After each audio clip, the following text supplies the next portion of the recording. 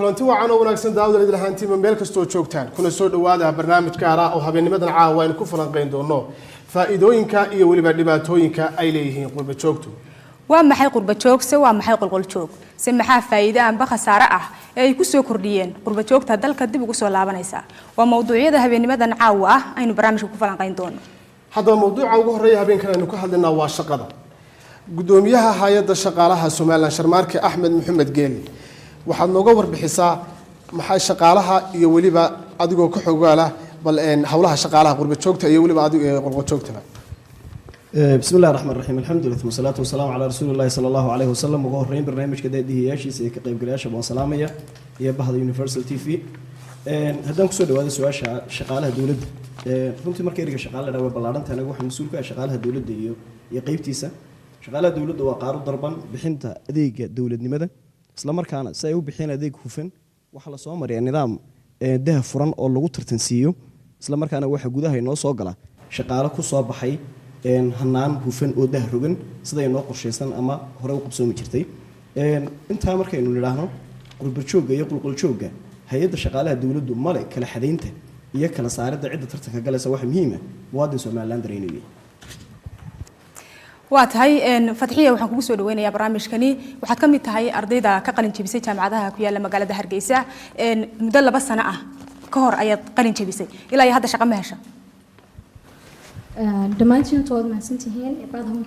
bahda Universal TV iyo ka qaybgalayaasha doodan markan eego tameena shaqada anigu man helin shaqo muddo 2 sano aan ka soo maqnaa jaamacadii taasay ka mid tahay caqabadaha dalka yaala oo ay ka mid tahay wada shaqo la'aanta baahsan wadanka ka jirta taasi oo jirin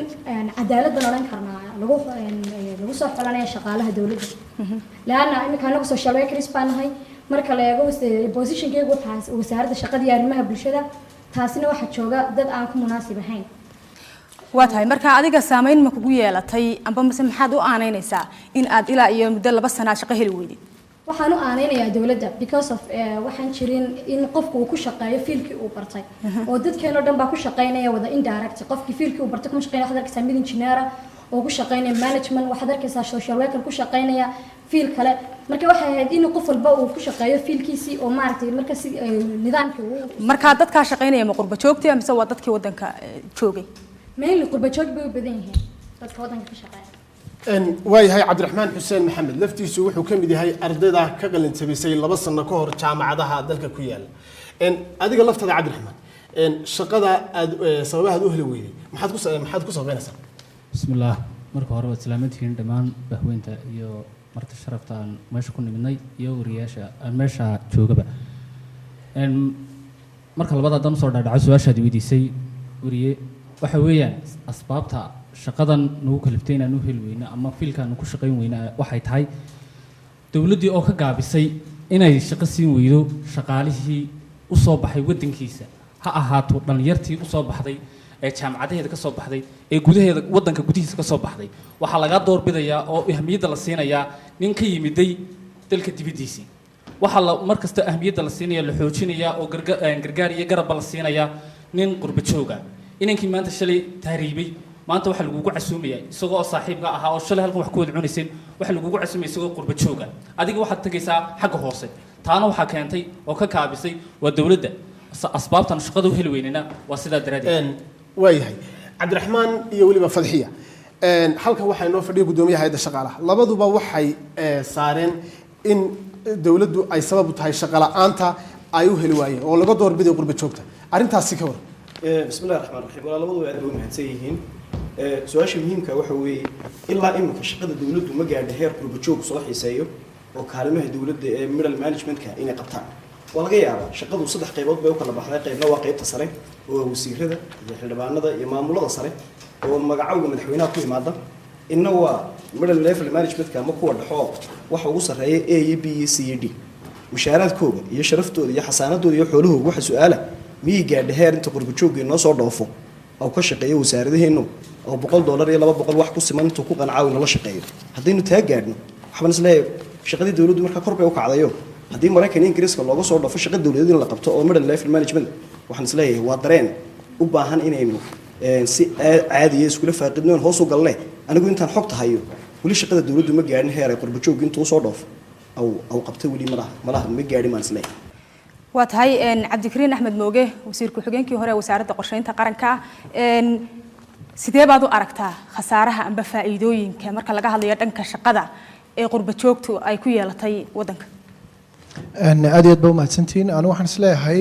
anigoo dee runtii labadaba isbarbardhigii wanaagga iyo dhibaatooyinka dadka qurba joogga ay ku leeyihiin somalilan markaad laakiin su-aashu ay ku saabsan tahay oo shaqadoo keliya waxaan isleeyahay somalilan dadkii ay u baahnayd umay soo noqon. somalilan waxay u baahnayd dad dhakhaatiir, waxay u baahnayd aqoon-yahano jaamacadaheena wax ka dhiga, waxay u baahnayd dad xirfad leh oo sancada sida qurxinta iyo bilcinta guryaha oo kale. imika suuqaas suuq bannaan buu ahaa, niman caraba baa haysta. somalilan hadday dadkeedii qurbaha ku maqnaa ee abaalka u sheeganaya hadday usoo noqon lahaayeen iyagoo xirfaddii iyo cilmigii ay ka soo barteen waddamada yurub hadday la soo noqon lahaayeen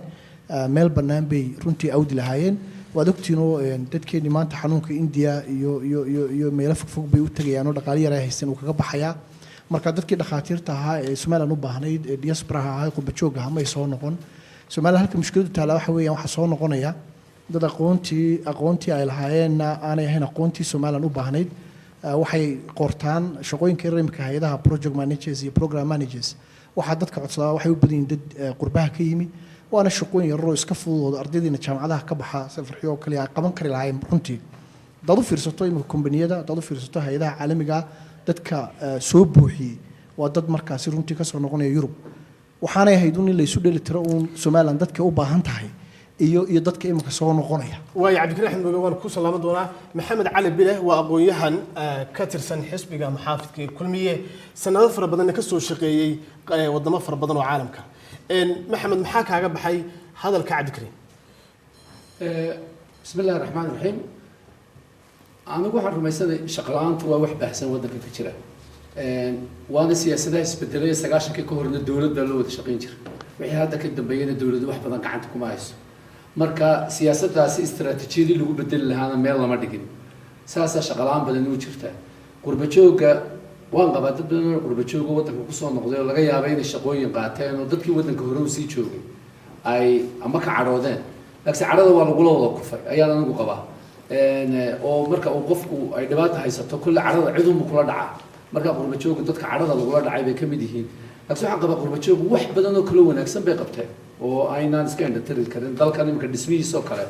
sida loo dhisay iyo hantiday soo geliyeen iyo especially xagga ganacsiga xoog bay uga qayb qaateen oo wax badan bay soo dhiseen. laakiin waa laga yaabaa meelaha yaryar ay ka muuqdaan, meelo yaro dhadhan leh ayay qurba jooggu yaro buuxiyona ama hay-adaha u shaqeeya sida cabdikariim sheegay ama meelaha siyaasadaha. marka meelahaas had iyo goor dad muuqda weeyo dadkii oo cadhaysan oo dhallinyaradii oo cadhaysan oo bilaa shaqi ah had iyo goor kula kufaanay qurba joog baa fursadeedii qaatay. waa tahay siciid baan u yeeri lahaa oo marti khaasa caaweyn oo ah. waa tahay siciid waxaan kugu soo dhaweynayaa barnaamijkani. waxaad ka mid tahay qurba joogga waddanka dib ugu soo laabtay ilaa 2008 ayaad waddanka joogtay. muddada 10 sano gaadhaysad waddanka joogtay, maxaa idin qabsoomay ee horumar ah? mahadsanid. waxyaabaha qabsoomay horta aad bay u fara badan yihiin, laakiin waxaa muhiima marka hore in la ogaado marka laga hadlayo qurba joogta waa noocyo badan yihiin. waxaynu ku soo noqdaan qaabab kala duwan. qaar shaqooyin bay usoo noqdaan oo ayagu shaqooyinkoodii watay yimaadaan oo ganacsi iyo business iyo investment ayay sameeyaan. qaar aqoon bay la soo noqdaan oo aqoontoodii ayay gudbinayaan. kuwo waddankoodii bay usoo noqdeen oo ay deegaan ahaan ugu soo noqdeen. qaar waxaa jira ayaguna hay-ado u shaqaynayay caalamka ah oo shaqooyinkoodii isku dayayna halkan usoo raraan. anigu kooxdaasaan ka mid ah hay-adda IMT ayaan u shaqaynayay 12 sannadood. waddanka Finland baan ka imid, bayskiguna waa xagga. marka shaqada aad waddanka aan ka qabana waddanka marka haddaan usoo dhaadhaco waxa weeyaan dad aqoon-yahano ah oo inta badan caafimaadka bartay ayaanu waddanka keennay. barnaamijkaas waxaa la yidhahdaa Mida Finsom. runtii reer Hargeysa iyo reer Somaliland aad ayay ula socdaan mashruucaasi. dhakhtarkan weyn ee Hargeysa Group Hospital ayay ka howlgaleen 2008kii ayaana la bilaabay.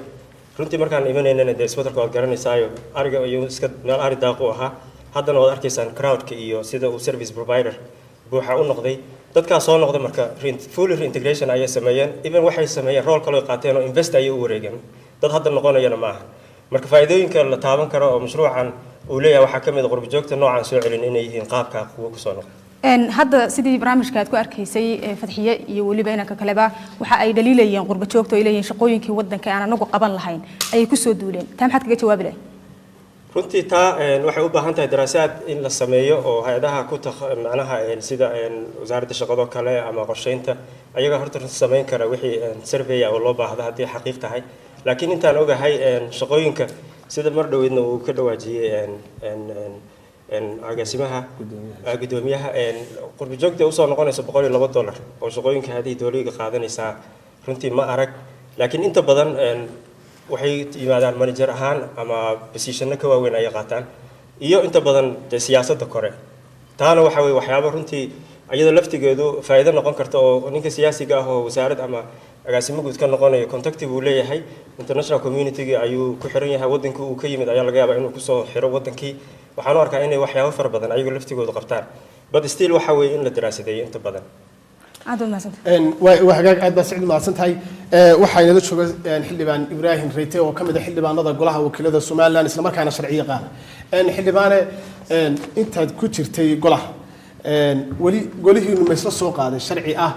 إن شقوين كأجمعهم سن أنا قرب تشوك تلاسين اللي جفوري يلا أدتك هروسي شوبية السومال أما بقول قل تشوكته ما تعزم ما يدين سوقتها ما نعمل سني سؤال صحيح تاعي sababtoo qurba joog horta waxaan u arkaa anigu wada reer Somaliland oo duruuftu geysay meel qurba advantage way yeesheen way heleen qaar badan way ka faa'iideysteen qaar badan kama faa'iideysan advantage-kii oo waxbarasho iyo xirfado inay maxaan ku raadayay yeeshaan aanay u suuro gelin dadkii reer Somaliland joogay marka anigu waxaan arkaa horta guud ahaan marka aad eegto shaqadii ka hadlaynay maxaan ku radaa qurba joogta shaqada xagga shaqada waxaan qabaa inay yihiin resource aynu u baahannahay haddayna inagu qaadan kara weynana mujtamacyo kala qaadanaya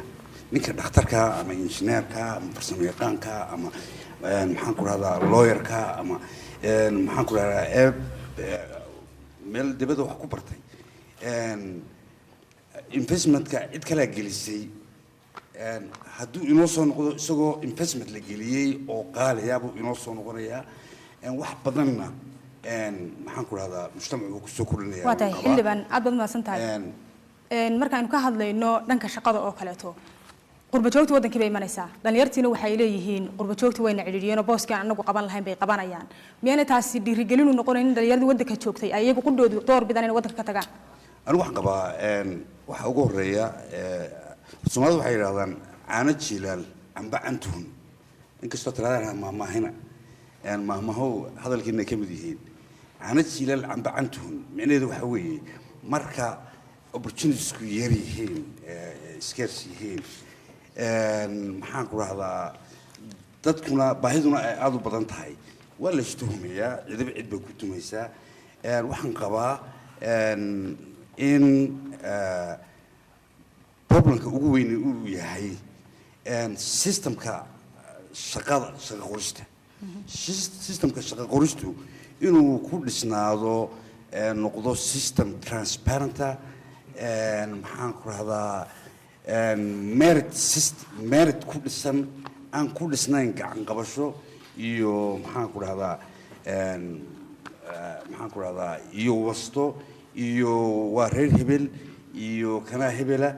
aanu ku dhisnayn ee loo tartamo mar haddii la tartamayo oo tartan xalaali uu jirana inanka qurba jooga iyo inanka maxaan ku rahdaa Somalilanderka halka jooga qolka jooga labaduba waa Somalilander xaq xuquuq siman bay leeyihiin hadday tartamaan oo uu tartankii ku helo waxay ka tarjumaysaa in advantage-ka meesha uu wax ku bartay ayuu bay ka tarjumaysaa laakiin wax kale iyo xaq darro maaha waxaan qabaa taasna state-ka u baahan sababtoo ah cidiba ciday ka aqoon badan tahay ama ka farsamo wanaagsan tahay ama ka farshaxan wanaagsan tahay waynu u baahannahay inay positionkoodii ay galaan hase yeeshee cabashada waxaan filayaa waxa keenaya dad badan oo qurbaha ka yimi oo aan proof garayn maxaan ku dhahdaa credentialskooda ama qualificationskooda ama inay oo positions maxaan ku dhahdaa baritaara qabtay dabadeedna qolyihii joogay ee dee maxaan ku dhahdaa la soo jiifay intaasoo dhami waay xildhibaan uu ku soo laabanaya waxay la fadhida Fadxiye Cabdilaahi oo iyadu ka mid ah shaqaalaha IOM isla markaana iyadu ka shaqeysa in dadka qurba joogta la soo dejiyo dalka isla markaana aqoontooda laga faa'iideysto wala nooga waran بسم الله الرحمن الرحيم horta dhamaantiin baa waan idin salaamaya marti sharafta meesha joogtay TV-ga Universal waan idinku mahadsantihiin runtii in barnaamij noocan oo kale aad soo bandhigtaan saddexdii sano ee ugu dambeeyay waxaan ka shaqeynayay xafiiska IOM-ta waxaana ka shaqeynayay mashruuca qaabilsan MIDA oo loo soo gaabiyay Migration for Development in Africa runtii mashruuca waxa dawlado kala duwan baa fangareynaysay dawladahaasina waxay ku fangareynaysay in ay dadkii aqoonyaanka ahaa ama expertka ahaa hadday cilmi noqoto hadday experience noqoto hadday maxaan ku yiraahdaa garaadba noqoto in wadanka dib loogu soo celiyo taasoo lagu saleeyay baahida wadanka ka taagan institution kasta oo wadanku leeyahay isaga soo codsanaya qofka consultant-ka u baahan yahay annagoo IOM-na waxa waajibkeenu yahay maadaama aan fundkii hayno in qofka loo baahan yahay ee institution-ka ka shaqeyn lahaa oo allocate gareyno qofka marka wadanka la keenayo waxa lagu saleynayaa credentialkiisa aqoontiisa oo si fiican inta looga soo baaray la soo hubsaday wadanka la keeno marka wadanka la keenana waxa laga hubsanayaa oo kale in shaqadii ay institutionku u eegmaday inuu qabto anagoo ayamna waxa ay waajibkeenu yahay inaan follow up gareyno shaqadii loo eegmaday ma ka soo baxay qofkaasi hadda ma kuma waa Fadxiye qurba joogta waa maxay shaqada qurba joogtu ay qabanayaan yaani qaban karin dadka qulqul joogta macnaha shaqada laga hadlayo walaalo maaha ma qaban karaan ujeedada dadkan loo keenayo waa consultant waa expert waxa uu ku soo gudbinayaa cilmiga uu halka ku soo bartay iyo aqoonta iyo experience ku halka ku soo bartay ayuu qofka dhalinyarta ee wadanka jooga ayuu ku gudbinayaa gaarsiinayaa isaguna wuu laaban hadduu doono wadankiisa dib ugu noqon hadduu doono wuu joogi laakiin ujeedada qofkan loo keenay waa institutionka inuu kor u soo kiciyo dadkii ama resource-kii wadanka markii horeba sii joogayna cilmiga intuu u gudbiyo gaarsiiyo aqoontii siiyo experience-kii siiyo inuu la soo kaco oo qofkan intuu ka faa'iideysto awood u helo inuu shaqadii sida ugu wanaagsaneed u qaban karayo iyo habkii internationalka iyo standardkii internationalka ee caalamka ka jiray inuu qofkaasi hawsha iyo shaqada loo eegmaday markii horeba isagoo loo kala inuu qaban karayo shaqada lagama qaadayo booskana lagama riixayo waxa kaliya loo jeego waa cilmi kordhis waa aqoon loo soo kordhiyay maadaama dhalinyartii wadanka joogay ama aqoonyaankii wadanka joogay aan la wada gaarsiin karin in la wada dhoofiyo caalamka la geeyo exposure ay helaan anagu waxaan awood u yeelanay maanta ilaahay noo fududay in qofkii expertka ku keeno oo wadanka kugu keeno oo aqoontii aad ka reebato adoo shaqadaadii maanta haysta positionkaagii haysta inaad u tartami karayso meelo kale caalamiya waana noo noqotay maxaan ku yiraahdaa xafiiska civil service-kuna markhaati buu ku yahay maxaan ku yiraahdaa waxa joogay consultant kala duwan baa joogay waxa heer ay marayeen shaqaalaha dawladdu inay u tartamaan international exams oo lagu qaaday Britain oo lagu dhex qaaday xafiiska civil service-ka dhexdiisa taas oo shahaadada maxaan ku yiraahdaa maanta internationalka caalamiga ah ay qaateen ardaydaasi waxa u suurtageliyay ilaahay ka sukowna qofka consultants-ka ama aqoonyahanada loo keenay tababaray ka caawiyay casharadii ku xoojiyay kabacdina iyaguna waxay aqoontooda iyo kartidooda markii horeba u lahaayeen inay ka qayb qaataan aad maasanta ku soo noqon doonaa waxaan doonayaa inaan saxo barnaamijyadan hay'adaha caalamiga ay wadaan imika Siciidoo kale isbitaalka mushkilad bay naga haysataa waynu u baahanay dhakhaatiirta wax bartay ee Yurub wax ku bartay in la soo celiyo waanu guuleysanayaa mashruuca saas oo kale haddaad soo qaadato jaamacadaheena jaamacad quraata oo laba qof oo PhD haysta ay joogan ma jirto Soomaaliland inta ogaalkayga waxa laga yaabaa imika dadaal bay ku jiraan jaamacaduhu laakiin mar baa jirtay inankii first degree shahaadada koowaad haystay oo macallinka ahaa jaamacadda magaciisuna professor ahaa waxa qofka soo raacay waxa qofka shahaadada labaad haysta dawaynu u baahanahay dadkeenu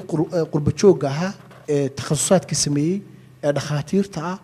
ee PhD-yada haysta inay Soomaaliland ku soo noqdaan waynu u baahanay kuwa skilled-ka ee xirfadda leh ee Soomaaliland in la dhisi karo waa dal dib loo dhisay in si la soo celiyo mushkiladda ina haystaa Soomaaliland waxa weeye meel 3 milyan iyo bar qof ay joogaan oo shaqo la'aantu ay gaadhay halkii ugu sarreysay in la yidhaahdo dad baa la soo celinaya fursada ku heli karaya waddamadii ka yimaadeen mushkilad kale haddana iyaduna jirta haddaad eegto daay mashruuca imika ay wado ee lagu codsado dadku ay business planska iyo intay mashaariicda ku qortaan ay ku ablagraan ama World Bank Somaliland Business Fund la oran jiray haddaad eegto mashaariicda dadka qorta dhammaantood waa dad qurba jooga dhalinyaradii jaamacadda Hargeysa iyo Amuud ka baxday iyo Soolna dhammaantood grant-ka waxa laga yaabaa inaanu mid ka mid helin horena codka waa noo qaadno waxaan nidhi dhalinyarada jaamacadaha ka soo baxaysa lacagta qayb ka mid ah ha loogu talagalo oo shuruudaha faraha badan ee loo taxay ee qofka qurba jooguni buuxin karayo ha laga saaro meesha Somaliland waxaan isleeyahay waxa qaldani waxa weeye aqoontu way taalaa Somaliland managers uma baahna Somaliland sintiis bay u baahan yihiin dad aqoonta aan suuqa Somaliland oo lim baa loo baahan yahay la soo celiyo laakiin haddii dadka soo noqonaya iyagoo maran ay soo noqdaan oo fursadahana ay Somaliland ka dhex abuurtaan taas waa Somaliland wax yeelaysa waxaan doonaynaa qofkayga waan jecelahay inuu soo noqdo isagoo fursad sida ama uu sida capitalkii iyo lacagtii uu shaqada ku abuuran lahaa shaqana ku abuuri lahaa ama sida aqoontii Somaliland u baahnayd arrimaha siyaasadda mar dambe waan ku soo noqon doonaa iyaduna waa mushkilad kale oo halkeeda taala qurba joogtan iyo siyaasadda Somaliland ama Soomaaliya صح وهاي حمدا هذا واحد سودو وقتي حجاجة قرب شوكتنا أنت فربضان وحي مادان مجالوين كما بدل كي أنت مادان وقتها واحد عاقور فربضانه أما بحبلها نقطة مين ماذا وقتها سيقول سيدا واتاي ورنت عبد الرشيدو إن ماذا كلية ودك كما جور سدانة واحد ترى هبلا تبدأ وجي مادة سيو جور سدانة ماذا ودك تشوجا نمعو أي يدنا برامج كه إن قال جلسة نمعو سيدا بعضو أرك تمر كذا ركتيد أرمها جور قرب شوكته يقلقل شوكته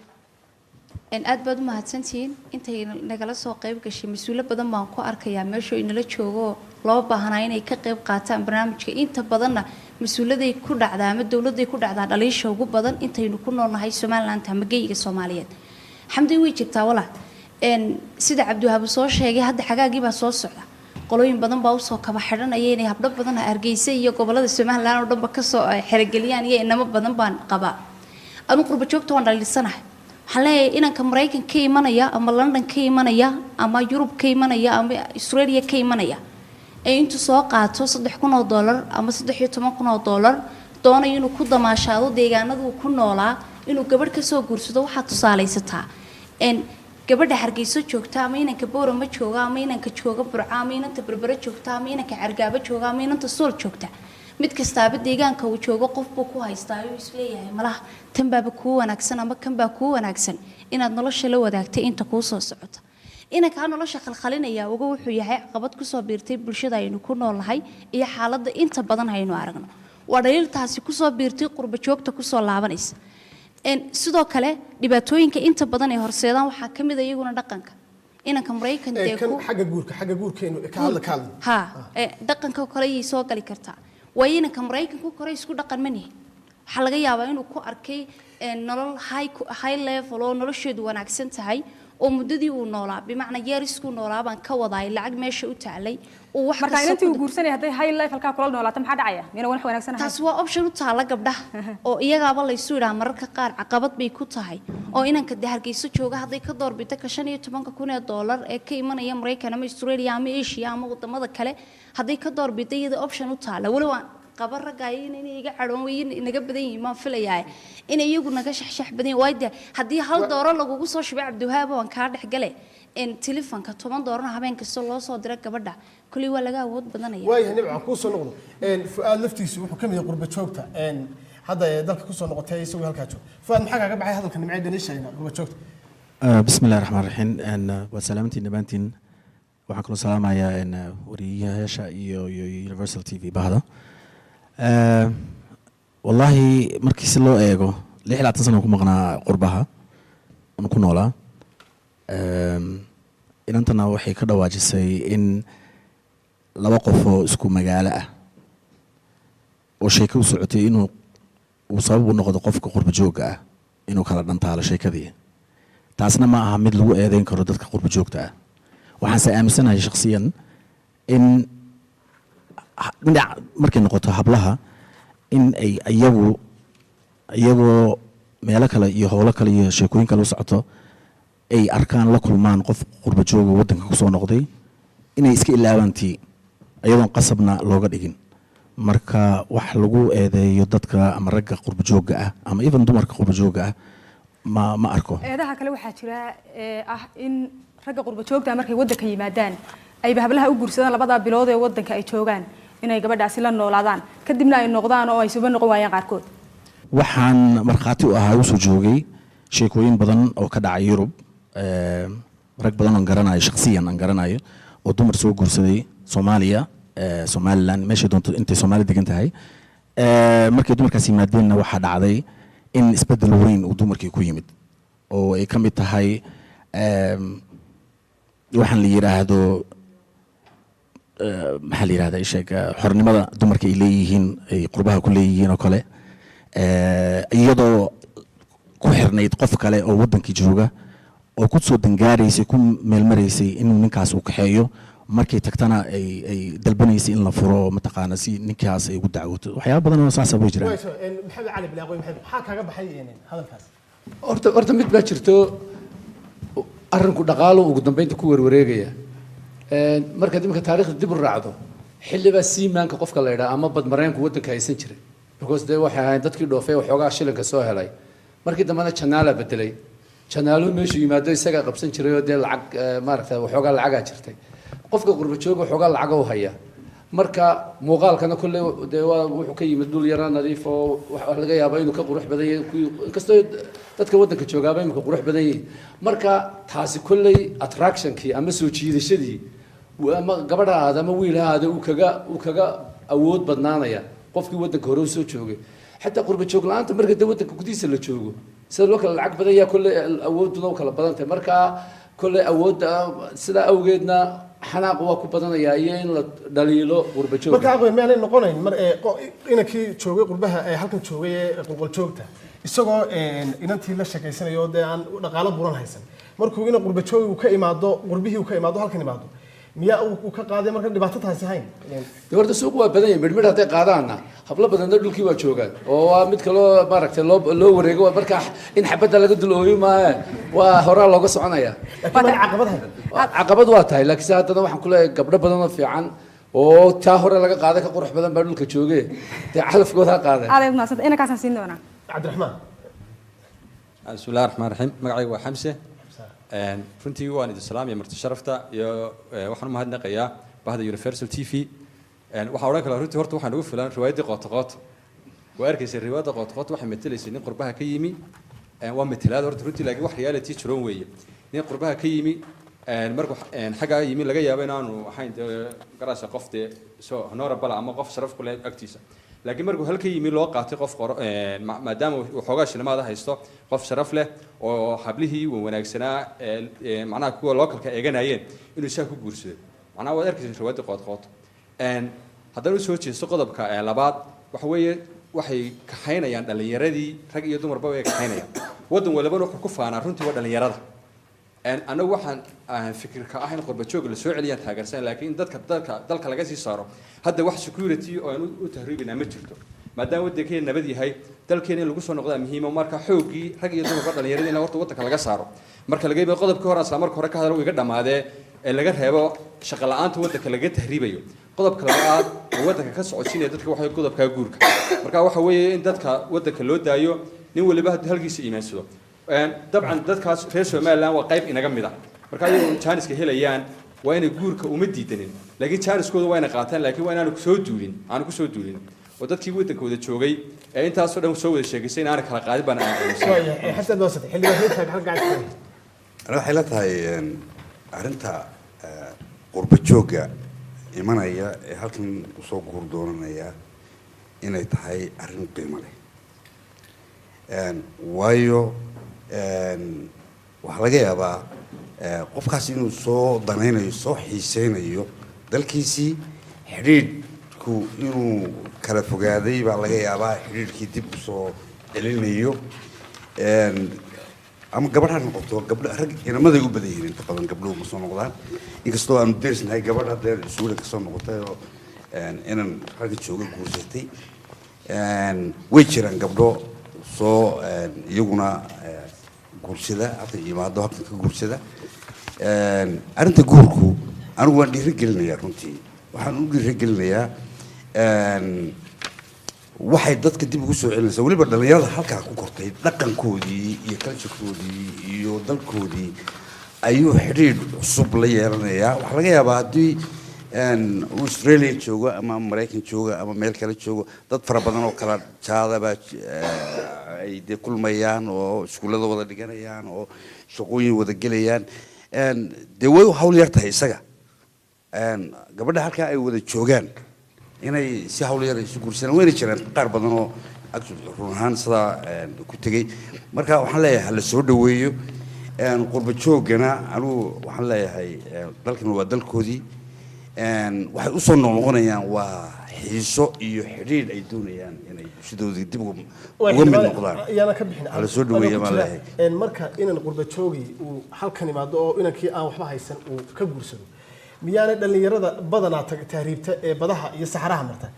waxay ka fikirayaan isna inuu sidaa inankaa berri shalay ka qaaday inuu noqdo oo intuu dalkii tago dib ugu soo noqdo oo isaguna halkan si kii hore loo ciseeyo horta waxaan qabaa soomaalidu wadigii maamaadii waa ku noqonayaa soomaalidu waxay odhan jirtay gabdhaha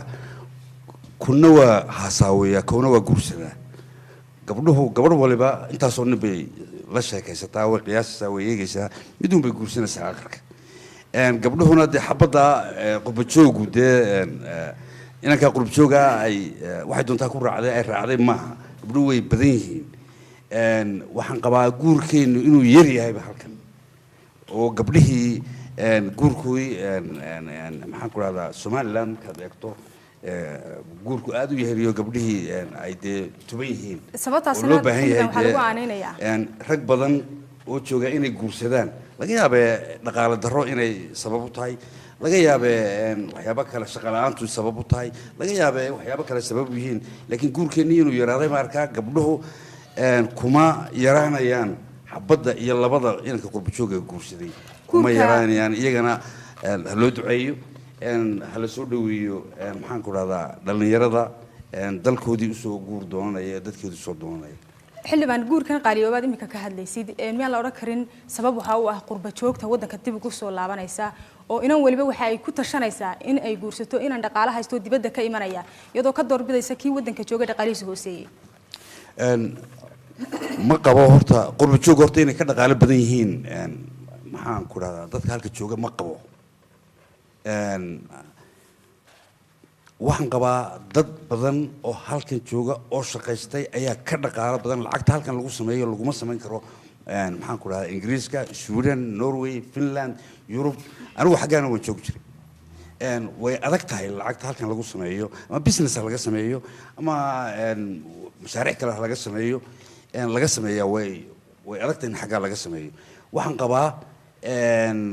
arrintu waa arrin u baahan in la dhiirigeliyo oo dadku anigu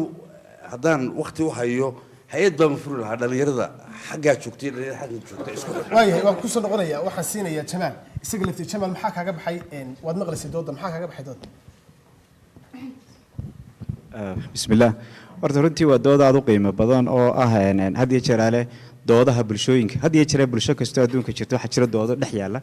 waana mid ka mid a doodaha dhex yaalla uun bulshooyinka adduunka marka laga hadlo xagga shaqada rag ka mida baa taabtay oo maxamed oo kale ay taabteen taariikhda waddankan haddii dib loogu noqdo waxaa jiray xilli dheer bay waddankan shaqa lahaa xilli dheerna dibadda inuu dhoofi jiray waxaa ka mid a siimaanada oo kale siimaanadu muddo dheer bay ahayd muddo dheer bay siimaanku u ka shaqaysan jiray ingiriiska iyo dibadda waxaa ma yara nasiib dare ahaan leh hadduu ingiriisku soo eri lahaa inagu soo eri lahaa odhan lahaa shaqaysanina marka bulshooyinka inay isdhex galaan horta faa'iiday u tahay yaan loo qaadan qurbajooy qolqoltoon isdhexgalka bulshooyinku faa'iidooyin badan buu keenaa tusaale waxa hargeysa say u dhisantay maanta aad bay u dhisantay markii ay caasimad u noqotay Soomaaliland dadkan isu wada yimi marka horta isdhexgalka bulshada aan la dhibsan taas waa qodobka labaad waxa la yiraahdo waxa inoogu xigay marka isaguna janaalayaasha maxamed baa labadaba sheegay malaay dhalinyaro badan tiro 70-aadkii iyo 80-aadkii sidan oo kale u taagneedeen oo heeso badan ka soo baxeen maxaa la janaalaha iyo inuu hablihii ka qaaday wax soo wax jiray waana waxyaabaha la friction ama isxoqa bulshadu inay magaranaysaa markay wax yar jiraan la isku eriyada wax yar inta badan waddankan resource ka ku yara waliga uu ku yara imika hadda waxa soo baxday iyadoo bulshadu korayso populationku korayo iyadoo dagaaladii ka bacdi dhalinyaro badan ay dhalatay oo dhalinyarada ay la kulmeen xilli waxbarashada waddankuna hoos ay hooseyso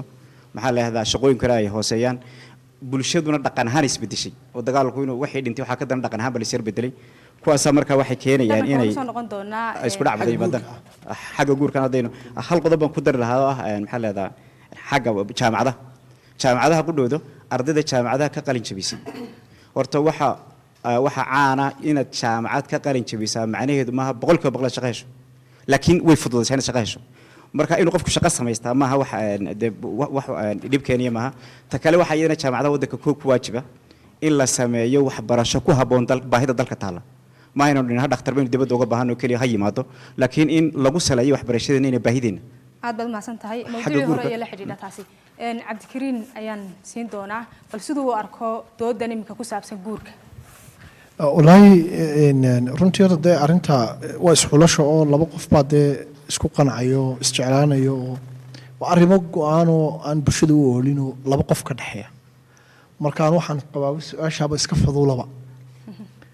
in dadkaba la weydiiye maaha maya aniga qofka ii noqda ama anuu qofkan u noqdo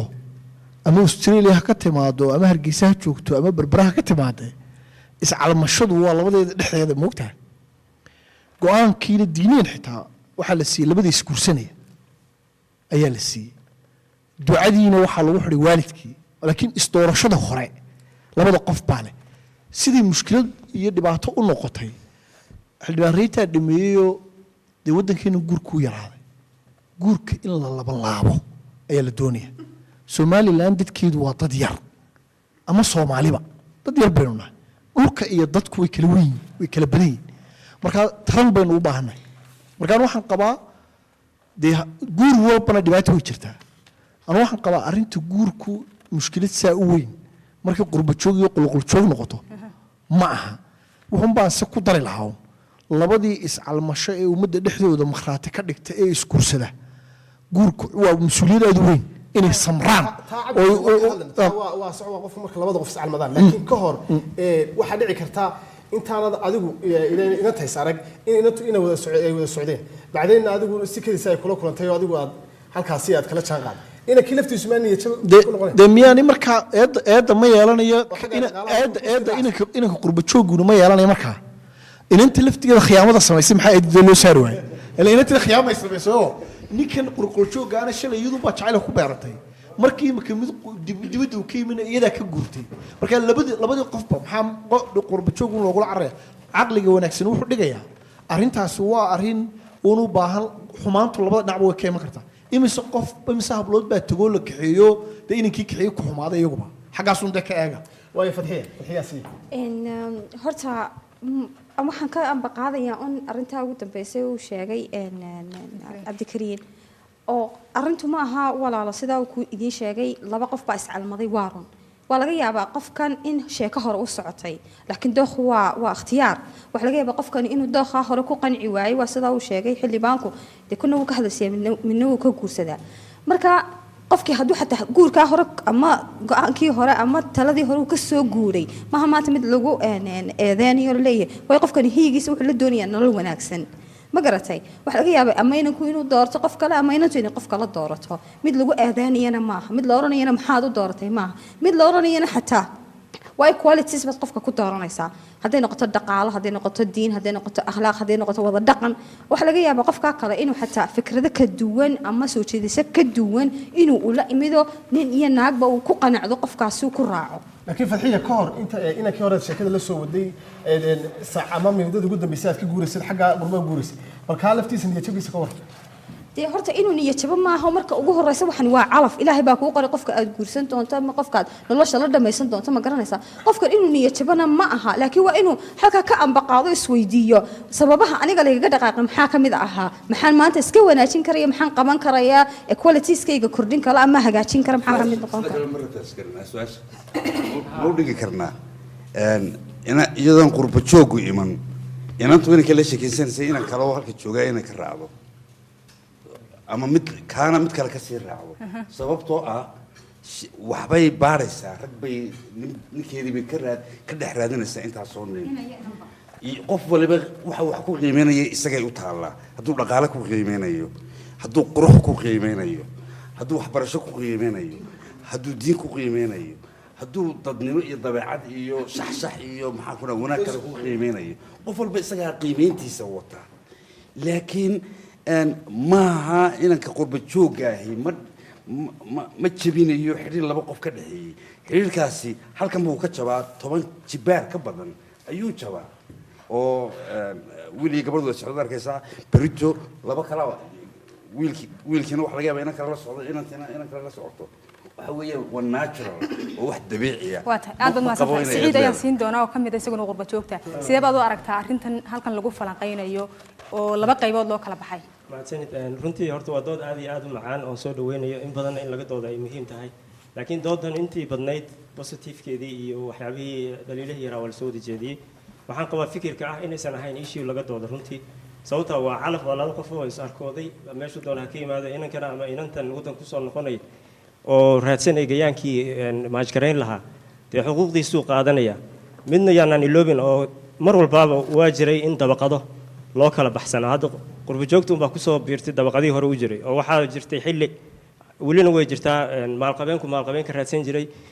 ninka artistka ah ama educatedka ah uu inantiisa ama inankiisa la doonayay family educated ah qabiil baa annaga laftigayga jiro oo iska wareer kala isaguna mushkilad kala waxaasoo dhan hore u jiraan hadda waxaa laga yaabaa waxaa keliya la hadal hayaa inay tahay un qurba joog baa soo noqoto hablihii raacaysa laakiin bointiga aan doonaya inaan uga faaidaysto stagekan waxaa weeye dood ka muhiimsan baa jirta haddii hadda taa laga doodayo annagu qurba joog haddaan nahay dhallinyaradii hable iyo inamaba waxay aada u guursadaan dadaan soomaali ahayn taa marka waxay keentay inaan hadda ku dhiirigelinay inay dhallinyaradii waddanka u noqdaan gayaankoodii raadsadaan reintegration sameeyaan waddankoodii si ay accessna ugu yeeshaan wax badanna ay ula qabsadaan ayagoo dee soo celinaya laakiin Siciid waxaa jirta taa maxaa ka leedihiin marka taa laftigeeda u baahan moogtahay issue muhiim oo in laga doodaa guddiga sharmaarkan siinaya ayuu wax ka bismillahi raxmaani raxiim horta sidaan ognahay xog walbo lagu qiyaas qaatay 10kii sano ama dhowr iyo 10kii sano mar bay dhacdaa oo ayna qiyaas qaadashada ka baxda hadda markaynu isbarbar dhigayno janaarayaashii iyo siimaanadii iyo qurba joogga hadda jooga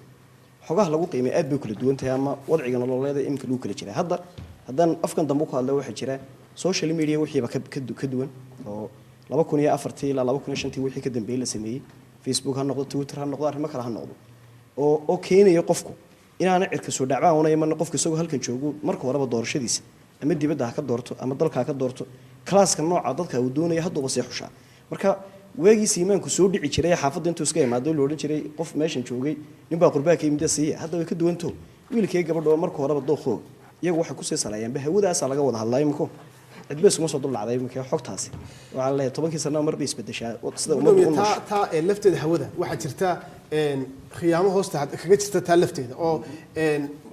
aaladan laga wada xidhay ama Facebook waxay doontaa noqoto ayuu inanku ama gabadhu wuxuu soo dhigayaa sawir 15 jiri isaguna waaba 70 weeyaan arrintaas hadhow markay kulmaan miyaan caqabad hayn ilaa hadhow way kala tagayaan boo markuu ku arko qof 70 jira oo ilaa 15 bilo sheegaysan jiray marka hore way jirtaa horta runtii isbedelka hawada ku yimaado qofka bilaadanka wax laga yaabaa inaad qiibayntii hore marka hore hawada ka taqaanay imka kala duwanaato wuxuu meesha ku jiro inamada marka leeyahay inta leeyimid baa gabadh laga qaado oo cadhado uu tahriibay waxaan isla tahriibka ujeedadii loo tahriibay baynu yaraynay waana yartay wiilimka gabadh darteed iyo gabadh baa laga qaaday badda isugu gurayay dhibaatooyinka waaweyn dadka wax jira dalka ka saaran iyo caqabado ka waaweyn waa ku cay hadii la yiraahdo gabadh laga qaaday buu dalka uga tagay waxaan isla anigoo runtii qiimahooga aan yaraynayn gabdhuhu mar walba ay qiimo leeyihiin haddana waqti lacag badan iyo hanti badan iyo mushkilad badan gabadha laga qaadi jiray oo jirto hadda uu helaya hadduu u talagalay inuu guursado guur xalaal oo wanaagsan oo u socdo runtii qurba joogna ka qaadmay cidna ka qaadamaysa waxay ku xidhan tahay raganimadiisa iyo hadalkiisa aad baan maasanta Mustafa ayaan siinaya qurba joogta waxaanu ka hadlaynaa qurba joogta qasaarahooda iyo faa'iidadooda dalka midkee u leeyihiin markay saa u tahay waxay ahayd inaan tusaalahan kale u kala qaadno dhaqaale ahaan dhinac u qaadno siyaas ahaan ma faa'iido u leeyihin mise khasaare dhaqan ahaan oo kale imika ka hadlayna ah oo guurku ka mid yahay ma faa'iido u leeyahay mise khasaaro u yahay imika mawduucaas markaa imika la joogo waan dul imaade waxa weeyaan dhaqanku soo galay haayo mushkilad badan horta qurba joogta meeday waa in ayaga isu kayadaysaan oon doodno idinku noo qaybiya marka waa yahay horta mushkiladda ugu weyn ee nagu sameeyeen waxa weeye qurba joogtu problemka aan taabta bartiisa nagu tegayay waxay nagu qaaligareeyeen guurkii waxaa noo raacay waddankii oo shaqo fiican lahayn siday gabdhahaasi ka hadlayeen waayahay haddii waaye guurka aad nagu qaaligaraysay ama adigu xalaal ku soo hel ama xaaraan ku soo hel ama dee qofku suu doonaba ha ku soo hela qurbaha sheekooyin badan baa laga keenaa laakiin horta kow guurkii bay nagu qaaligareeyeen kow laba qodobka kale ee very importantka ee arrinka socialka ah waxa weeyaan waxay la yimaadeen sukaansi akhlaaqiyaadka ka baxsan oo ay ka soo macnaha dhaxleen baa laga yaabaa wadamadaas maaragtay dabadda ahee aan dee diinta islaamka lagaga dhaqmin taasna waxaanu doonaynaa dhaqankaas inaydan noo soo waaridin oo waanu idkaga cabanaynaa qoladiina qurbajoogta ya muhiim maaha inaan taabto laakiin sukaansi aan sharciga waafaqsanayn tusaale ahaan oo kale dee annagu dhukanshada waa naga xaaraan tusaale ahaan oo kale barteeda aanagu tago annagoo gabadha marka xilli waagii hore la shukaansanayay soomaalida inankuna geed buu dhinacaa shisho kasoo istaagi jiray inantuna dhinacale kasoo istaagi jirtay marka waxa weeye qaabkaasu iyuu ahaa shukaansiga ya waqtiga ayaa bedelay qurbajoogtaa bedeshadii dhaqan cusub loola yimi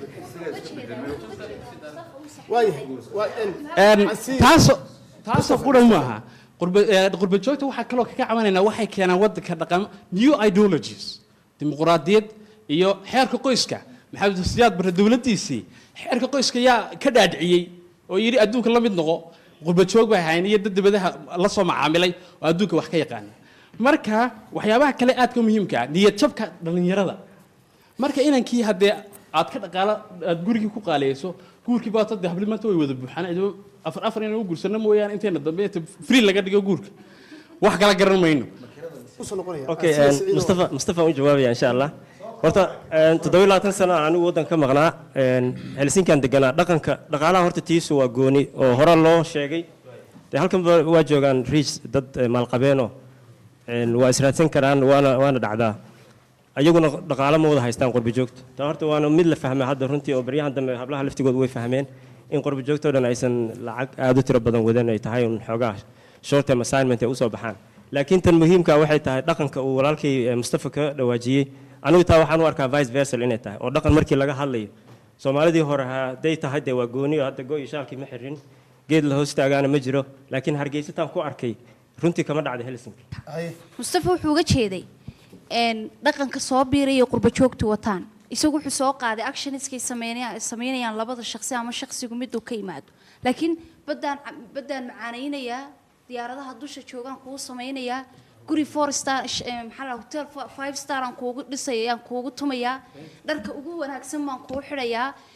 waxaynu kusoo tababaxaynaa maxaa la dhahaa toddobaadka waxaynu kusoo qaadanaa Nairobi Addis Ababa wadamada adigu magaalooyinka ugu qurux badan dhaqankaasi inanka Hargeysa jooga Cabdi Haweyni sognahayna waliba suxufiyiin baynu nahay ma karo waxa laga yaabaa inuu gabigiisaba ku shaqeeyo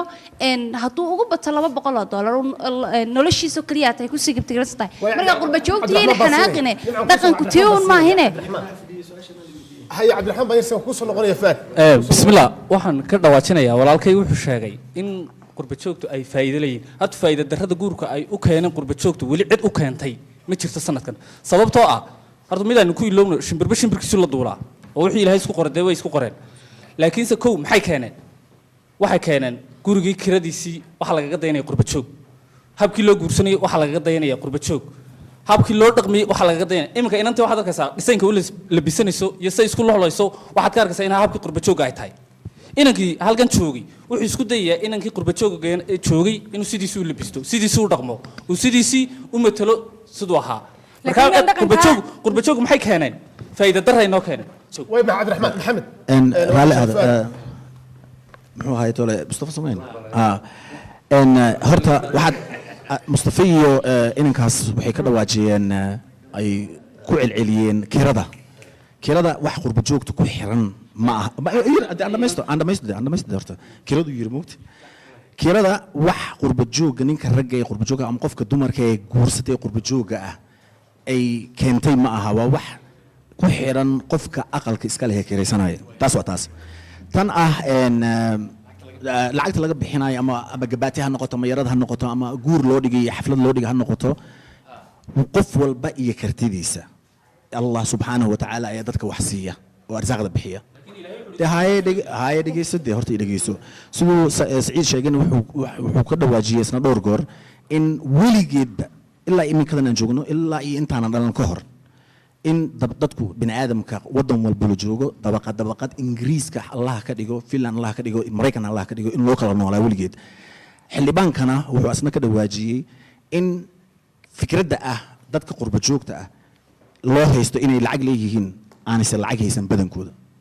marka taasna waa in wax u baahan mataqaanaa in la isu sheego marka ma arko wax ay qurba joogga ay kiciyeen sicir barar kiciyeen aniga masalan one second aniga masalan waxaa jirta markaan magaalada galo anoon suurkaas xirnayn caawa suurka suudiyan usoo xirtay laakiin anoo shaar caadiya sita oo sandal sita oo surwaalkii ingiriiska aan ka soo qaatay sita ayaan markaan bacadlaha tago waxaad u malaysaa inuu shaarkayga sheegay inaan ingiriiska imid markaan weydiiyo waa maxay pricekan waxaan la iibinayo ama kabaha noqdaan ama cuntaha noqoto wixii doonaa noqoto 3 jibaar dee dhegeysadee 3 jibaar dhibaatooyinkaasaan haysta aniga naftigeena 3 jibaar cashaan aragtidaada waxay tahay inaad qurba joog tahay soomada garan marka ma arko aniga wax ninka Soomaaliyeed ee maanta wadankiisa ku soo noqda meesha doonaa ka yimaadee oo soo guurtaga intuu guursan lahaa Jamaican iyo naag cad iyo naag Carabiyad ah oo u soo noqdo gabar walaashiisa Soomaaliyeed wax ka wanaagsan aniga ma arko anu waxaan hablaa qurba joogta dhowr sano ka hor baan adu dalka ku soo noqday markaan qurbaha ka imanayay wallahi niyadeydu waxa ku jiray dalkaaga wuxuu baro ma garatay meelaha aan joogin ma yahayn meelo laga arkay namadeena Soomaaliyeed waan ogaa hadii aan jaanib ka raacan hooyaday niyad tabka ku dhacaya adu anyway guurkii xagaas saas u adkaaday way Soomaalidu dhan deesan isuma arkayno dadka u badantay waxa weeyaan jaanib ma ogtay anyway halkan aan imi anigoo isla shahaadad ku raadinto dadkii bad wuxuu taraysaa dimanaysa inaan baan isbaranay inankii baan iskuulsan deelama inaan cidna ka qaaday maaragtay inaan dhibaatana maaragtay geystay lama yahayn dhaqan xumaan inaan waxoogaa inaan la soo noqonay laga yaabee laakiin waxbaanu intaa kala baranaynay isna waxbaan barayaan isla way u faa'iideynaysaa oo inta badan aan isla wax xumaana ma yahayn wax wanaag u bay hayd isagana wax badan baan ka faa'iiday ma garatay marka dhaqan xumadan lagu eedeynay actually TV-yadan maanta hadda daawataan filin Hindi iyo filin Turki iyo balaayo dhan baa idin furan internet baa idin furan annagu waxba ba idin keenin oo dhaqan xumo idin keenin imka tiba inamada magaalada iyo surwaalada ku dhagan markaan arko inamada qurbadu sabab ma libistaan xabashida iyo meelahaas ka keenteen bay la tahay iyo filin Hindi ma aan runtii isu sheegno dhaqan xumaa keenteen kana keenteen maaragtay annagii bay makana laga dhigo ummad idinku soo duugshay xumaan economically marka la eego dhaqaale ahaan dalkan wuxuu ku dhisan yahay waa qurba joogta aan isu sheegno waxa businessa maanta dawladdu waxa ma tartay shaqana male $100 maanta wax cidna uma taro waxaynu ka hadlaynay in shaqo la'aantan aynu ka hadlaynaa horta hargeysuun baynu ka hadlaynaa markaynu ka hadlayno kama hadlayno burciyo baadiyaha iyo meelaha kaleeto shaqaduna maaha shaqo xafiisun halkii dalkan ka khaldayay maaha qurba joog wuxuu ka khaldan yahay education systemka dalkan qof walba waxaan jirin iyo shaqo aan jirin baa hamiga loo gelinayaa niyada loo gelinayaa dalkeenu dhaqaalihiina wuxuu ku dhisay nomadic community iyo dadkan maaragtay arigayga reer miyiga laakiin qof maanta ummadii dhan waxa la rabaa inay xafiis ka shaqeeyaan oo xafiis laga soo dulboodo laakiin dhaqaalihii dalkee runta ahaa wuxuu ku xidhan yahay nomadic community-ga ama badaheena ama waxyaabaha laborka ee loo baahan yahay waxaan jirin oo mismatch ba ku dhacay meeshii education aan jirin iyo maaragtay hami weyn oo meeshii aan jirin oo reality ahayn ba dadkii lagu abuuray laakiin aan runta isu sheegno walaal uma hadnaqa nooma hadnaqa waan idinka guursanay dhaqaalaan idin keenay walaal baan idin keenay horta waxaa jira waxyaalo badan oo dadku kala maqmaqleenuune haddaad qofka tidhaahdo bal caddee ay ku adkaanayso qurba jooga dhaqameynoo keenay dhaqanka qurbaha iyo imka dhaqanka halkan almost waa isku mid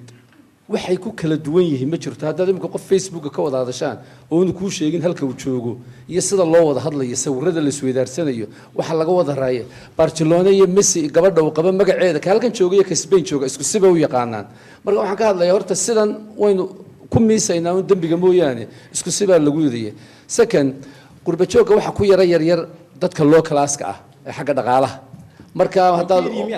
ya way ku yar yihiin oo dad yara middle class iyo dad inta dhexe u badan yihiin xagga dhaqaalaha xagga dhaqanka marka aad run u noqoto dee qolo kasta way leedahay horta qolo dhaqan xun oo xoogaa xadka ka yara baxday laakiinse markaad inta average ka u eegto weli anigu ma arag guri caadiya oo qurbaha ah oo ilmaha yari kelmadda wa ee caydaa isticmaalayo weligay ma arag mana maqal markuu qof isticmaalana dhagahay wada qabsadaan carruurtu halkan waa iska caadi maca xaafadda dhanka doona loo ridayaa wa'daasaa la hayaa moogtay ama magaas carruurta yaryar qurbus wax ku odhanayaan f word buu igu yidhi hebel marka xaggan dhaqanka halkan waa la qarsanayaa uun xaggaasna waxoogaa waa daahir yaa shamis laakiinse waa isku mid qurba joogase in eeda la wada saaro anigu ma qabo بسم الله هو تهداني مك دودا سي دبا سocdo markan ka nimaadna tii shaqada yani ma aaminsanay inuu inay qurba joog weyn dhibaato ku keenay xagga guurka لأن قفكو يعني قفكو جعل يسوق أيو قرصنيا لأن إنك قرب شوق أي مدي إن أنت دلك شوك تمون خصبين أضيك الدادني إنه كني دقنا أنا تكحل يسوق ولا واحد شيله تيان واحد كهذا شيء دقنا حن بيك هذا شيل بتشيل بوت لك عيا تنا تكحل يسوق إن جيد السود ده بيستاج شري وإنه كسوق جذبنا لأن إنك واحد لما مري الدنيا سوشياليزيشن ميدي هي بروح البلغار كمصلي داودان واحد كستال داودان يوتيوب كي بروح كستال السوشياليزيشن البحنمة دي واحد كتير مدي البلشة دي واحد البحنمة ده مركب ما عندك الإسلام كل الدورية يدقن كالصومالي ولا الوايد يجيسو هات ما هاي نقرب شوك تأذى صار لأن يوم يوتيوب كي حتى بحنا ما أنتين 10 كفاية وان كفاية سنة حتى الحمان وقلت لك وان كفاية سنة ما هو يجي إن أذى لا صار ولا يلاحظوا إن واحد كستيجا حمي تشقدها مو كل دليلي لكن تنقور كم دليلي كرو لأن قفكي إمك قفك عن ربو hooyadayni ogeyn aabahayni ogeyn ba haddaan cadaan doonayaan kala sheekaysan karaa barta Facebook haddaan wiil Soomaali doonayaan kala sheekaysan karaa haddaan doonayaan waxaan doonay inuu xumaan ka barto waxay ugu filan internetkii ayuu qurba joog kala raadin way qoladina dumarka tusanaha qurbaha ka yimi wiilasha aad gursataan inaad humiliation iyo bahdilaad ku sameeysan maxad ka leedahay anu qurba kamaan imana dalkan joogo kugula dhashan inta ku leekaaday dalkaad joogtay haddana waan aaminsan in inay dhalinyarta qurba joogti aan wax dhibaato ku lahayn xagga guurka qurba joog halkeed kaga duwanta eeg markan eeg dhaqanka Soomaalida waan ka hadalnaa reer miyiga iyo geedkii loo istaagnaayo awrkiyo imika adigu qurba joog meel aad uga duwan tahay dhaqankaaga wanaagaaga quruxdaada hadalkaaga sid iskaafki bad seetaan uma gaarin iskaafkaaga aqoonyahan maxamed cali qurba joogan qurba joogan waad ku miisaysaa haddii adiga iyo qof qurba jooga la iskiin ag joojiyo ood hadashaan imika maanta dhan qurba joog baan ku haystay kowrade iyo sinaad u doodaysay lagu mooday inaad uga soo baxda kulliyad marka qurba joog waa ku miisayda dhaqanka laga hadlayo waa kanad ku hadlayso waad mahadsantahay maxamed calaw aqoonyahan maxamed calaw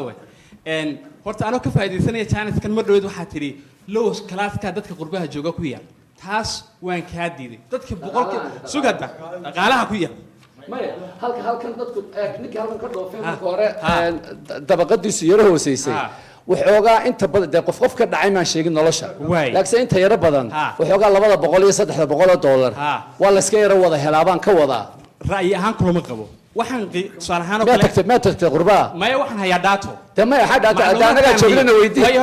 anaga ka shaqeynaa joognaa iga jawaab dadku maxay ka shaqeeyaan markay qurbaha tagaan waxbay masaxaan 70% Soomaalida particularly waxbay masaxaan midna waa washman midna meel buu soo kala gelin waa telefon ku tiris professor aqoonyahan runta markaynu sheegno waa tagsiilayaan kuwa ugu ladan markay halka yimaadaan baa suuq qurux badan inta naloo soo xidho ayaa muddada yareen nafsada waa daad xilbaad sooyde waxaan kala weydiinaya su'aashan u cilqabay waxay ahayd rag fara badan oo Soomaaliya ayaa intay hablo Soomaaliyeed oo sharaf iyo sumcad iyo karaamo leh oo reer maaragtay boqorad u ah intay guursadaan ayay iskaga tagaan kulkaas ay muddo dheer soo noqon waayaan maxaa kulkaas waxay luminaysaa intaas qeyrkeed waxay dhalayaan 10 iyaduna hal bay ilaa xilliga maxaad hablaha Soomaaliyeed waqtiga ugu lumsan ma filayo in 1% inay gaarayaan inamada intii halkan yimaadeen guursaday gabadh ee ka tegeen ku soo noqon haddaanay jirin dee wax personal relationship kooda xumeeyey oo mataqaanaa halkanna way dhacdaa oo furriinku maalin kasta wuu dhacaa kuwii halkan isku guursaday way isfuraan furriinku wuu badan yahay raydku aad buu u sarreeyaa labada kala maqanina way isfuri karaan micnaheedu maaha because waa qurba joog waa xidhiidhkii labada qof oo burburay sababo kala duwan buuna u burburi karaa ta labaad qofku qof waliba values bilaya anigu valueska hadda aad express garan magacaaga muxuu ahaa Mustafa valueska dee kulama wada sheergara dadku kulama wada sheergaraynayaan waa your own personal values ma qabo anigu waxaan qabaa dhalinyarada anigu caruurteedu waxay joogtaa qurbahay joogtaa qurbahay joogtaa waa caruur si flaasida xildhibaanna waanahay waa caruur si flaasida wax bartay akhlaaq leh maxaan ku dhahdaa inankaygu masaajidka kama baxo waana shaqaystaa waana highly educated person waana shaqaystaa caruurta waa jirtaa caruur halkan xaggaa ku luntay caruur halkan ku luntayna way jirtaa mujtamac waliba wuu leeyahay maxaan ku dhahdaa problemskiisa iyo dhibaatooyinkiisa waxaan qabaa in ay tahay judgmental ay iska tahay dee inaad tidhaahdo ciddaasaa caynkaasa waa personal opinionkaaga waayo xildhibaan aad baad mahadsan tahay waan kuu soo noqonaya xildhibaan waxaan siin doonaa cabdixakiin waa wariye madax bannaan qurba joogna ah xoogaal waxaad u tahay cabdixakiin qaabka ay u nool yihiin qurba joogta markaan qurba joog ka hadlayno kaliya Soomaalidu kaliya qurba joog maahan waxaa jirta wadamo kale oo caalamka ah oo iyaguba dadkoodii ay wadamo kale tageen bal dadkaasi siday u nool yihiin inaad nooga warbixiso bismillaahir rahmaanir rahiim horta assalaamu calaykum waraxmatullaahi wabarakaatuh arrinta Mustafa horta dib ugu yara noqonaya dadka cusuriyiinta had iyo jeer waxay isticmaalaan madowgii baa naga qaaday shaqadii dalkii way la wareegeen eeshiyaanka way nagu soo bateen dumarkii bay naga guursadeen mixed race ma doonayno waxyaabahaas ay yidhahdeen inaynu ugu nimaadno dalkeenu taasoo kale horta waa yaandar sababtu waxa weeye dalkan waynu wada leenahay qofku jaanis ama fursad xaalad buu ku tegay hadduu qoxo anigu waxaan ku tagnoo kale maanta hargeysa 119 bishii abril maalin kaliya joogay way dunsanayd way baabaasanayd waan ka tegey waxaan ku soo noqday muddo kadib baan ku soo noqday isbedelo hor leh ayaa dhacay marka inaynu dankeena soo dhaweyno oo sida xildhibaanku sheegayo caruur fara badan oo sacrifice u sameynaysa amba wax badan u tari lahayd ayaa jirta markaan su-aashaad weydiisaan dib ugu noqdo markaan su-aashaad weydiisay dib ugu noqdo adduunyada intay jirtay dadka qaxoontigii amba immigrantka amba refugeegii waxaa ku yimaada xaalad siyaasadeed mid dhaqaale mid bulsho dee xaalado kala duwan bay ka mid iminka maraykanka oo kale 1880 ilaa 1925 waxaa tegey 25 milyan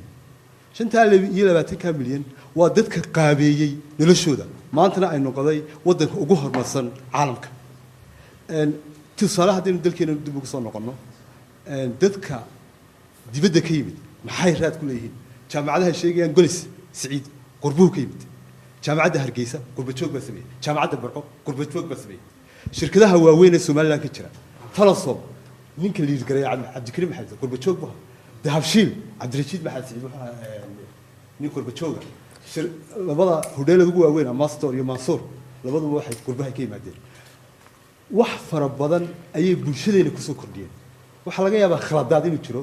laakiin inaynu dadkii fogeyno intaynu soo dhaweyn lahayn anigu family-gayga 8 qof baan ahayn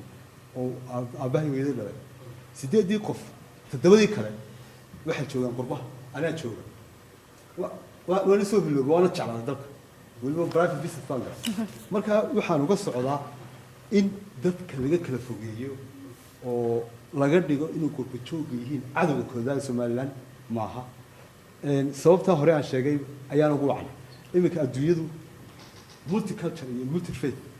iyo ayay wax ku noqotay maraykanka Obama markuu madaxweyne ka noqday aabihii baa tagay dib waa tahay cabdikariin ayaan siin doonaa anu walaalkii waxaan dadka in maaha dadka reer Somaliland ee arrimahan dee sida iyaga ay wax u arkayaan uga hadlaya laga dhigo dad cunsuriyiina maaha cabdikariin maxamediid ina uu siciid qadar ambassador cabdiqaadir mansuur iyo towsaniska kale ee wanaag leeymi waa kuwaanu ka hadlaynay waxay la yimaadeen iyagoo sida waxay fursad ku abuureen laakiin xaqiiqdana dee sawaan qarsanahay waana mahadsan yihiin xaqiiqdu waxa weeye qaar kuwa ka tira badan oo la yimi maskax maran iyo calool maran iyo jeeb maran dadkan masaakiinta xadaya oo guryo Yurub iyo Mareykan ka iibsanayaan daway jiraan kuwaanu ka soo horjeednaa waa kuwa wanaagga la yimi fursadaha la yimi maaha kuwa waxaan leenahay qaranka Soomaaliland ha abaal mariyo oo bila sharafi ha siiyo waxaa kaloo leenahay laakiin bulshada waxaa kaloo leenahay dadkaygii baa tiin waa noo dhoofteen wadamada tagteen fursadaha jira Somaliland caruurtana dawaqisayna si wadaan soo wadaan sii rar oo soo rar adigu kaale oo tag akharad baabiinaysa wadanka joogto ayaad nolol ka samayn kartaa nolosha halka ka samaysaad Somaliland wax ku tari kartaa waxaan isleeyahay anigu labada arrimood ee u baahan in la iswaafajiyo waxa weeyaan dalkani xilligan uu imika ku jiro 25 sanadood bila aqoonsi wadankan wuxuu u baahan yahay dadkii ku noolaa in nolol loo sameeyo in shaqo loo sameeyo aqoonta qaldantay ee suuqa Soomaaliland u baahnayn in la saxay u baahan tahay xitaa dawladdii noo saxi lahayd cid wareerisay ee dawakhisay ee political corruption ku samaysay diaspora u badan laakiin qurbo joog qiimo leh oo sharaf leh oo de wanaagsan oo Universal TV ga de mulkiilaha leh de farxaanka hawn cable TV ga leh de dad qiimo leh oo sharaf leh baa jira waanu aqoonsanay waanu sharafnaa kuwa qaarna dhibuuna kadeeday baa jire de kuwaana laga hadlayo hadalka Cabdikariim iyo hadalka Mustafa iyo hadalka Nimcaba dhowr arrimood baa iga baxay waa saddex arrimood arrinta koowaad waxaan u arkaa runtii in la iska indhaxirayo xaaladda xaadarka ee taagan maanta waxaa laga hadlayaa in qurbo joogtu dhaqaalaha ama dhaqaalihii guurka ay kor u kiciyeen waxaanay arki waayeen dad badan oo loo kala oo wadanka u dhashay meelna u dhaafin oo maxaan ku yiraahdaa ka dhigay meherka lacag fara badan oo 300 gram oo dahab ama 400 kuma dayanayna waxa laga yaabaa qurbo joogto maanta dad badan oo kamid ah maanta masaajidada dhexdooda meherku ka dhaca waxa laga yaabaa meherka inuu musxaf ama kitaab quraan uu noqdo ama wixii ugu yaraa maanta in laga bixin lahaa maanta laga bixiyo ama inantu ay ka saamaxday tirada kaamaba dooniyo wala afi baadiga tahay maxaan ku yiraahdaa even xataa yaradka iyaga baatiga dadka la siin lahaana uu yar yahay marka taayeenan ku miqyaas qaadanin oo arrin ka duwan arrinta labaad inantaa nimcay kaga dhawaajisay beena ku soo xirgali runa kula dhaqan waa dhaqan Soomaaliyeed qofka iimaan la'aantu ama iimaanku ku yar yahay inanta been uu sheegaya haduu yahay qolqol joog iyo haduu yahay qurbo joogba uu sheegaya awalba waa la oran jiray maxaan ku yiraahdaa arooskaaga waxa kaaga dhigaya daal isagoo Hargeysa joogan awoodba u lahayn ama isagoo dukaan yar ka shaqeeyo sheeganayo oranaya dukaanka ana iskale way ka dhacday maanta Hargeysa waana loo ogyahay taa arinta saddexaad ee maanta meesha taala waxa laga yaabaa 10 sano ka hor wadanka inay ka dhici jirtay in inanta qofka mesela qurbaha ka imaado inuu khiyaameyn karayo oo isagoo oo aan waxba ka ahayn Yurub lacagta yar soo qaato inuu been ugu sheego laakiin maanta thank you to the network iyo social media iyo dadka badan ee maxaa ku yiraahdaa qurbaha jooga in la ogaan karayo qofka historygiisa iyo backgroundkiisa intaan gabadhaasi ku dhicin ama intaan inankaasi talaabada qaadin wuxuu ogaan karayaa qofka akhlaaqdiisa wuxuu ogaan karayaa qofka dhaqaalihiisa wuxuu ogaan karayaa qofka historygiisa marka waxaan jeclaan lahaa intayada wadanka jooga wala aqligeenu ma yara aqli wanaagsanna waa leenahay maskax wanaagsanna waa leenahay maanta way yar tahay walaala inta la siri karayo ama mustaqbalkooda lagu ciyaari karayo waana yar tahay runtii bay dhici jirtay 10 sano ka hor in laga yaabo inta loo imaado la guursado laga tago laakiin haddana waa la soo heli jiray oo halka jooga soo heli jiray ninkaas warqada waa laga soo qaadayay waxa kale xildhibaanka gacanta taagaya xabsana waa inta xabsana ku bismillaahir rahmaanir rahiim aan waxaan qabaa roolka markii hore laga hadlayay roolka qolba joogay guud ahaan roolka qolba joogay inuu naxnaabay ahayd ma ahayn inuu roolka qolba joogay negative iyo positive uu noqon karaa moogtay in because shaqadeenu meel yarbanu ka bilowno hoose anigu waxaan qabaa Somaliland waxay ku dhisantay effortka iyo dadaalka iyo xamaasadda iyo waxaan ku leeyahay qabadka qolba jooga ayay ku dhisantay marka laga yimaado ariga aynu dhoofino hard currency ama lacagta kale ee soo gashay ee labaad kaalinta labaad soo gashay waxa weeye waa remittance-ka remittance-ku waa waxa dhaqaalaheenu ku socdo ama qof walba dee reerkiisii u soo dirayo reerkiisii iyo familigiisi cayladiisiiba usoo diraya laakiin cayladiisii lacagtii usoo diray dee dalkay gelinaysaa oo wax kaga iibsanaysaa oo businesska ku socda oo dhaqaaleba ku koraya marka oo dollarkii yimiba wax lagu soo iibsanaya ganacsadeen wax ku soo iibsanaysaa roolka labaad ee ay ciyaareen waxa weeyaan runtii inaa u fiirsateen iyo in kale mooyaane iminka inta tahriibaysa ee dhoofaysa iyo inta soo imanaysa ee dalka soo degaysa ee business iyo ideas iyo wax la imanaysa way isku dhow yihiin inta kalena way soo socotaa baan qabaa haddii aan halkan maxaa aanay kala kulmin waan ogahay dhalinyaro badan oo afkaaro iyo maxaan ku dhahay initiatives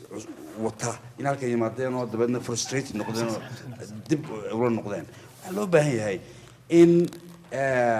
maaha qurba joogayna qura cid kasta oo meel kasta ka timaada oo dalkeena soo degaysa oo business gelaysa ama maxaan ku rahdaa xirfada kusoo kordhinaysa ama waxay nagu soo kordhinaysaa inaynu soo dhaweyno dunidu waxa ay ku horumartay oo halkaa ku gaadhay waxa weeyaan waa xadaarado iyo dhaqamo iyo xirfado iyo aqoon la kala qaatay oo la sheergareeyay oo la wadaagay waynu u baahannahay qurba joogu marka wax kaleba laga yimaado dhaqan wanaagsan oo positive ah oo maxaan ku rahdaa oo laga yaabo dalkeena burburay dagaalkii saameeyay 20 sanadood maxaan ku rahdaa marka duruufaha dhaqaale adkaadaan dhaqanku wuu burburaa oo valuesku dadku way yaraadaan in aan qabaa inay wax positive oo xagga dhaqanka u soo korinayaan yaan la odhanin qof iyo laba iyo saddex iyo afar mujtamacu horta waa mujtamac ka xaggaa jooga iyo ka xagga jooga waa jiraan dad nolosha ka dhacay waa jiraan dad halkan nolosha ka dhacay sideed halkan u badan tahay maxaan ku rahdaa because populationka badan kuwa ka dhacay nolosha way ka badan yihiin kuwa xaggaa jooga ee nolosha ka dhacay marka waxaan qabaa cabdixakiim waan la qabaa fakarku wuxuu egyahay fakarka cunsuriyadda marka la yidhaahdo anagu cidmada maydaan arag cunsuriyadda maydaan arag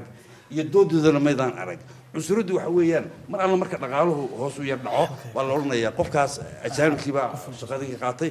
waxaa inagu maalin waxaa dha inaad tirahdaan roobka wuxuu u dii waayey rooba joogi baa aad baad mahadsantihiin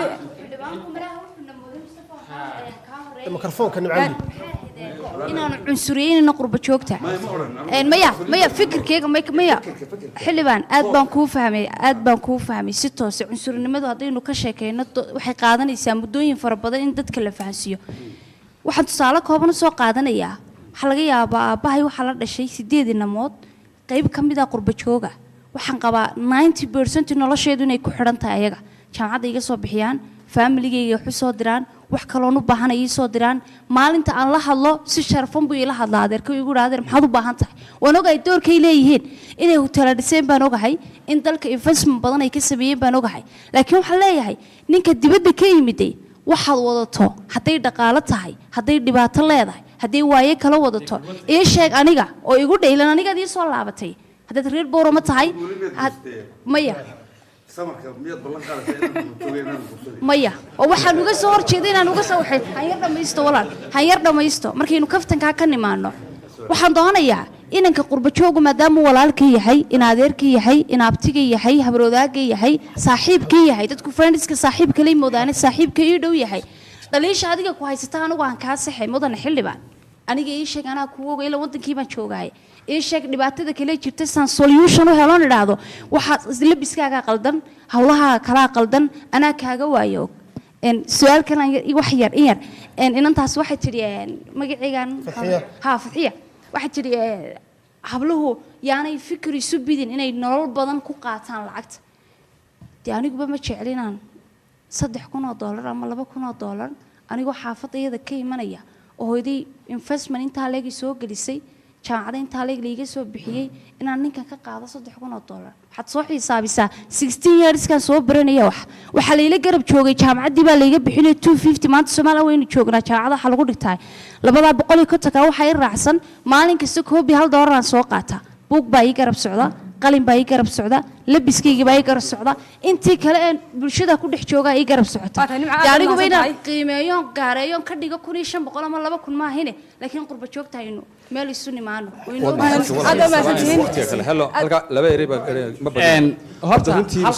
waqtigii baa inagu gabaabsiyaa waqtigii baa inagu runtii horta in cadaalad ka tagno maaha cadaaladina ka tagno maaha cabdikariim baa dhamay horta qurba joog iyo qolqoljoog marka laga hadlayo positive-na way leeyihiin negative-na way leeyihiin marka laga hadlayo investment ka fara badan ee Somaliland ka sameeyeen waxa ka qaalisan hal qof oo kaliya to inaga dhintay badda Liibiya hal qof baa ka qaalisan waxaan investment magaalada lagu sameeyay sababtoo qofkaas wuxuu leeyahay uu haystaa wuxuu leeyahay maanta ka tahriibaya waa qurba jooga berrina wasiir buu noqonayaa ama dhiiji buu noqonayaa kaas marka qofka mu'minka baa nafta mu'minka adduunyada dhan waxa yaalo way ka qaalisan tahay marka materialkan dunida inoo yaala hadday eegaysaan dadkeena asaa ka qaalisan halka yaacaya intaas kaliya ta kusoo gabagabinaya martida iyo daawadayaashaba weli xaashi media production ayaa barnaamijkani soo abaabulay oo aan runtii aad ugu mahad celinaynaa weli bal ka waran barnaamijka iyo qaabka uu socday barnaamijka horta xiise ayuu lahaa ninkaas iskaafka xiran aad ugu mahad celinaya waayo baasho aad shiday marka horta aad ayaad u mahadsantihiin kulligiin meeshaan waxaan ku samaynay discussion ama dood sidaad u taqaaniinba dunida oo dhan sidaan waa loo doodaa sidaan oo kale fikrada waa lagu kala duwan yahay laakiin waxaan rabnaa anaguna inaan barano laftirkeennu inaan afkeennii hooye ee Soomaaliyeed aan sidaasoo kale ugu doodi karno halkan waddankeenana aan maaragtay ku qabsan karno doodaas marka ingiriiska waa lagu dhex dari karaa laakiin waxaan hadda inii sheegayaa waa maadaama uu yahay barnaamijka ugu horreeyey waxaan rajaynaynaa inuu kuwa noo soo socdaana nooga fiicnaan doonaan agaasimahana aad ayaan ugu mahad celinayaa anigu reer Finland ayaan ahay waana ku faraxsanahay inaan maaragtay ka qayb galo doodan bismillahi raxmaani raxiim waxaan sidoo kale u mahad celinayaa saaxiibkay weli oo runtii adiga la shaqeeyay barnaamijkan inuu maanta sidan noogu dhaco waayo mataqaanaa iminka waxa laga hadlayay muxuu ahaa dooda wax ku saabsaneed qurba joog maxay faa'iido keeneen maxay khasaare leeyihiin tan waxaa ka mid tahay faa'iidooyinka inoo keenay qurba joogu maanta waa noo yimi arrintan waa nagala shaqeeyay runtii wax badan inoo kordhiyay horta aad baan kaa mahad celinaya arrintaas talabaad waxaan u mahad celinayaa dhammaan martidii sharafta lahayd halkan naga soo qayb gashay waxaan ku ballan qaadanaya inaan barnaamijyo badan oo noocan oo kale idin samayn doono insha allah oo muddooyinka soo socda idinkana waxaan ka codsanaa nagala qayb qaadataan nagalana shaqaystaan meedu waa meesha laga saxo weeyaan ummadda moogtay waxaan u baahnaa wax badan in dalkeena ka saxno dhibaatooyin fara badan baa jira runtiina hawshaas noo socota insha allah mustaqbalka dhow aad baan mahad celinaya mar labaad iyo saddexaadba waxaan kaloo mahad celinayaa dhammaanba shaqaalihii ka qayb galay hawshan oo ay ugu horeeyaan xamde iyo muxuu ahaa iyo cabdirashiid iyo inta xagga dambe ka shaqaynaysa dhammaantiinba aad baa u mahadsantihiin aad baan salaamaya asalaamu calaykum waraxmatullahi wabarakaatu waayahay daawadayaal intaasi ayaan kusoo gabagabaynaa barnaamijkii caawa aynu ku falanqeynaynay faa'iidooyinka qurba joogta iyo weliba dhibaatadu ay leeyihiin waan filayaa in marti sharafta mas-uul iyo weliba marti sharaf kale oo kasoo qayb gashayba ay ka dhex guuxayaan maxaa loo sii wadi waayey maxaa sida looga hadli waayey waxaanu ballan qaadayna haddaan nahay TV-ga Universal in aanu sii wadno barnaamijyadan mid lamid ah oo aynu kaga hadli doonno mawduucyadan iyo weliba mawduucyo kale oo aad filaysaan isla markaana aad tabasaan barnaamijka waxaa sida idin daadihinayay anigoo Cabdirashiid Cabdiwahaab Xuseen iyo xamde xaaji October muwaadinka Hargeysa jooga amba dhulka jooga iyo waliba ka qurbaha joogaaba labaduba waa muwaadiniin waa dad dalka u dhashay waxaan leenahay danta guud laga wada shaqeeyo intaas ayaan kusoo gabagabeynaa barnaamijkan mid lamid ah ka kulmi doono nabaday